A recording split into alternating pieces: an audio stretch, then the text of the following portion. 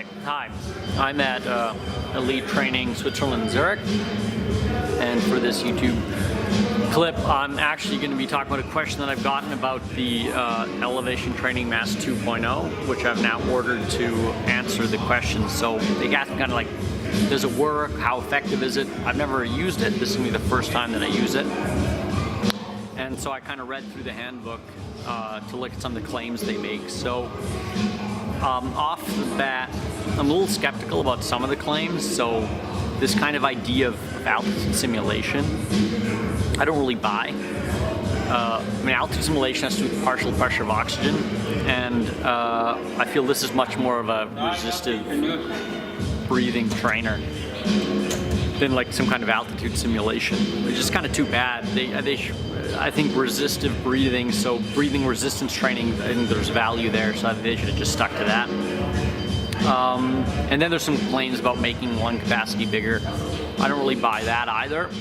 But what I am interested in is the effect of the resistance mechanism. So you have these little vents here, and you can change them and make the resistance bigger and smaller. That's what it seems that it's doing.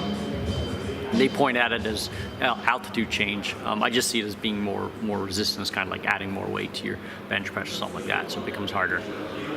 And I'm going to do some sled pushes. I'm going to do sled pushes without the mask, one with the mask at the lowest setting and one with the mask at the highest, so at the hardest setting. And I'm going to wear the Moxie, and we're going to see what happens. So what kind of effect does this have on your muscle oxygenation? And it could be pretty interesting. Assuming that if there's a muscular training effect from an oxygen supply point of view, I would see it in the Moxie. So we're going to take a look and see what happens.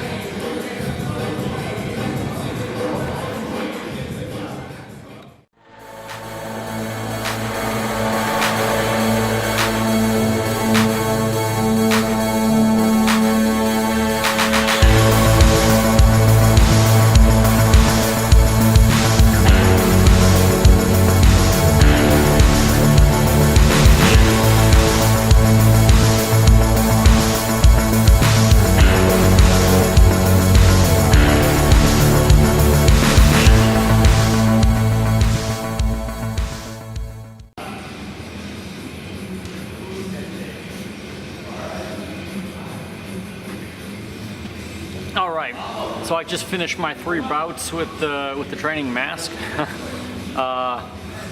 So without the mask and the 3,000 elevations, the simplest level, those both went pretty evenly, I think, pretty good. But the hardest difficulty was definitely much harder. So I had a hard time catching my breath or trying to even breathe when I was done. So there's definitely resistance to my breathing, which is what it's supposed to do. So good job on that.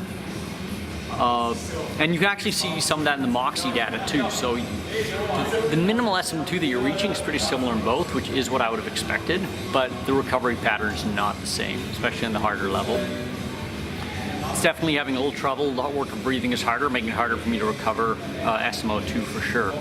So yeah, with some anecdotal evidence here, just me using it once, there could be some application for this in training, especially kind of like lengthening intervals, at least from respiratory work and from an SmO2 recovery point of view.